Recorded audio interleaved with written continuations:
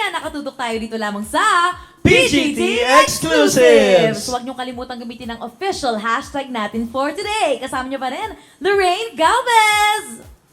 And of course, Wise Estavillo. At talagang eto na nga ang sining na talagang tititigan natin habang sila'y nagpa-perform. Let us all welcome Sining Tanglawan!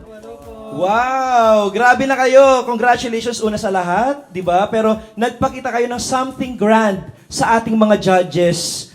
Siguro po dahil ganun yung ginawa naming style kasi yung Tanglawan Festival po can give so much more for this Pilipinas Got Talent segment. So, with this opening segment po na binigay namin, naniniwala kami na sa second round, may aabangan po sila.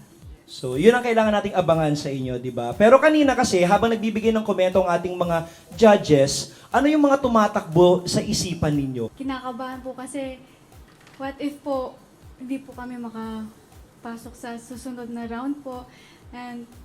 Pero po, binibigay pa rin po namin yung best namin. Oo, kasi kanina habang nagko-comment sila, parang atras abante yung komento nila, no? Parang, ang ganda, pero ito nga, no, grabe. Pero. Ganun siya, parang, Meron pang isang, pero, ganun, ganun. parang binabawi nila. Pero alam mo yun, parang aabangan mo, tapos hanggang sa apat sila nag-yes, di ba? Pero, isipin natin, kunyari, lahat sila nag-no. Sino ang nag-iisa doon na okay lang sa inyo kahit mag-no silang lahat basta may isang mag-yes? Sino ang nag-iisang yes na yon? Siguro po sa akin, si Miss Eugene Domingo po. Same po. Since sining po yung parang pinakita po namin. Since may background din siya sa art po talaga. And we respect her so much po sa art na meron po siya, sa craft na meron siya. So yun po. Actually, nabanggit nga ni Miss Eugene kanina na parang it's refreshing na makakita ng act na kagaya ninyo kasi madalang lang tayo makakita ng mga festivals kung hindi tayo pupunta sa mga fiesta, di ba? And maliban doon sa pagpapakita ng kultura at saka ng festival na meron kayo, ano pa yung reason bakit sumali kayo ng Pilipinas Got Talent? Sumali po kami ng Pilipinas Got Talent para po sa ma-share po namin, bukod sa ma-share po namin kung ano yung ganda na meron pa yung San Jose del Monte. Gusto rin po namin mapalaganap at mabahagi sa mga kabataan na mahalin natin yung sariling kultura natin. Ayun po. Ay, at saka, syempre, para sa mga kapamilya na hindi pa aware sa festival ninyo, pwede nyo bang i-explain sa kanila, quick description lang, kung ano bang sinaselebrate ng inyong fiesta? So ayun po, ang Tanglawan Festival po ay sineselebrate tuwing September every year.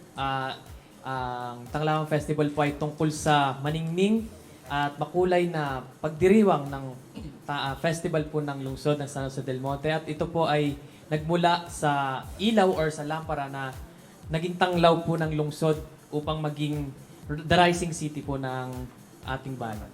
Yes. And alam niyo, sa pagpapakita niyo ng performance niyo kanina, nakita natin kung gaano pa kayaman, di ba, ang kultura ng Pilipinas sa inyong mga kasuotan. Di ba? Napakaganda, napakahuhusay. Medyo, gaano katimbang itong ganitong damit? Lalo na yung kanina, yung parang Ay, reyna malaki. ninyo, gaano katimbang yung damit na suot niya kanina, even including the props. Oo, at saka pwede ba yun mahiram? Hindi mo Ay, di ba? Sorry. Oo. Po may bayad lang. Oo. Ipaparent natin yun, di ba? Naku, kala ko Oo. ex-deal. Total po is nag-weight po siya to 40 to 50 kilos po. Isang kabang Oh bigas. my God! Ganun po kalakas yung babae namin kanina para Yes po. buhatin po yung arko na yon at buong sayaw po ng Tanglawan Festival. Talagang ganun na lang ang kapit nyo na, sana apat ang mag-yes kasi napakabigat ng dress na ito. Oo, pero 'di ba sa timbang ng dress na suot-suot nila ay isang matamis na yes naman mula sa ating mga apat na honoraries. Kaya naman, congratulations sa inyo. At syempre, maraming salamat sa pagpakita ng mga ganitong tradisyon dito sa Pilipinas Got Talent, no, para maging aware din ng ating mga kabataan. Yes, once again, congratulations and maraming salamat sa inyo, Sining Tanglawan.